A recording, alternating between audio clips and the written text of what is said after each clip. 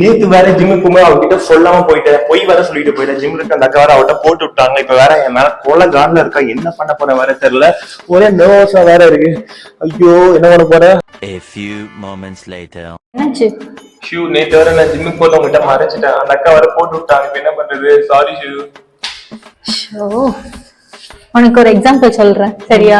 இப்ப இதே வந்து வேற யாராவது டே மச்சான் உன் கேர்ள் ஃப்ரெண்ட் அங்க பாத்தேன்டா, டே என்னடா நீ வரல, அவ பேசாம ஜிம் வந்திருக்கா அப்படின்னு சொல்லி கேட்டா உனக்கும் வருமா வராதா? ஆப்வியஸா வரும். அதுதான், நீ போனது என் பிரச்சனையே கிடையாது. பட் ஒரு வார்த்தை நான் போயிட்டாரு அப்படின்னு நீ சொல்லிட்டு போயிருந்திருக்கலாம் சரியா? அதுதான் நான் உன்கிட்ட எக்ஸ்பெக்ட் பண்றேன், புரியுதா? அதனால நீ இதை நினைச்செல்லாம் வரி பண்ணாத. எனக்கு கோவம் எல்லாம் கிடையாது. இனிமே போனா சொல்லிட்டு போ. ஓகே ஓகே சரி, நம்ம போய் பிரியாணி சாப்பிடலாமா? பிரியாணி போலாம்.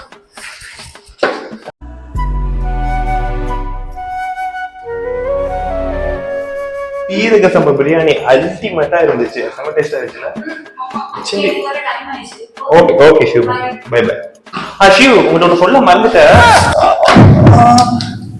ஐயோ என்னடி இழுக்குது. சரி, இந்த தடவை பூனை மருந்து தான் வச்சேன். 1 மணி நேரத்துல எந்திரிச்சிருவேன். அடுத்த தடவை போய் சொன்ன எலி இருக்குல்ல, எலி மருந்து வச்சிருவேன், செத்துருவேன். போய் சொல்றதுக்கு முன்னாடி யோசிச்சுட்டு பேசு. எல்லாவும் பார்த்துப்பா. ரொம்ப நன்றி. உங்களுக்கு எதுக்கு இந்த பாடுபடுத்துறீங்க?